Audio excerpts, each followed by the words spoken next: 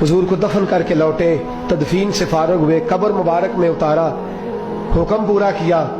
कहते हैं वापस आए तो जनाब अनस से सैयदा फातिमा कहने लगी, अनस तूने भी मेरे रसूल पे मिट्टी डाली है, अनस तेरी जरूरत हो गई थी।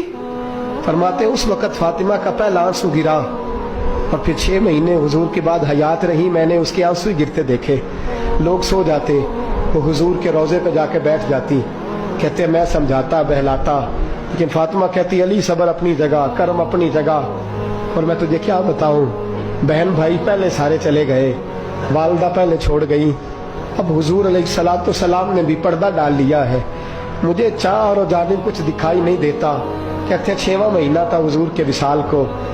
एक दिन मुस्कुराती हुई फातिमा घर आई रोजे से रात को बच्चों के साथ, तो शेर खुदा कहने लगे, मैंने कहा फातिमा बड़े दिनों के बाद मुस्कुराते देखा, क्या बात है? तो कहने लगी अली आज मेरी आंख लग गई थी, मुझे हुजूर ख्वाब में मिले हैं, तो मुझे हुजूर ने कहा तू रोती क्यों है? तो मैंने कहा महबूबा मेरा दिल नहीं लगता। तो फरमाया बेटी तैयारी कर, तू मेरे पास आने वाली है।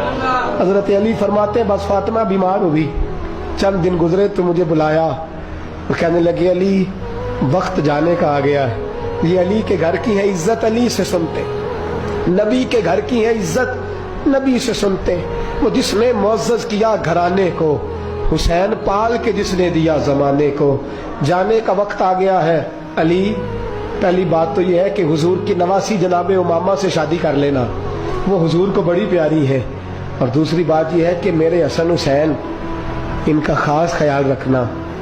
और तीसरे लफ्ज कहे तो हजरत अली तड़प के रोए, कहने लगी मैंने वक्त गुजारा है, आपकी हुकूक मेरी जिम्मेदारी थे, मैं इंसान थी भूल जाती थी, अगर मुझसे कहीं कोई कमी रह गई हो तो मुझे रज़ाए इलाही से दरगुजर करना, कहीं मैं हुजूर के सामने जाके शर्मिंदा ना हो जाऊं। शेर खुदा करम अल्लाह ताला वजहुल करीम फरमाते मैंने हाथ थामा और मैंने कहा फातिमा अली का बड़ा मर्तबा था, पर जो तेरी निस्बत से कमाल था वो तेरा ही था।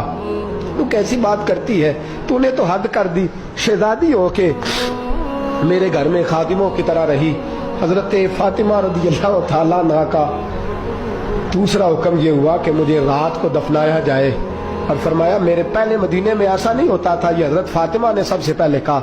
फरमाया मेरी चारपाई के साथ लगा के ना शाखें, चारपाई के साथ तो ऊपर ला के उन्हें ऊपर से बांध देना, और उन शाखों के ऊपर एक कपड़ा डालना, मेरे कफन पर भी किसी की नजर न पड़ जाए।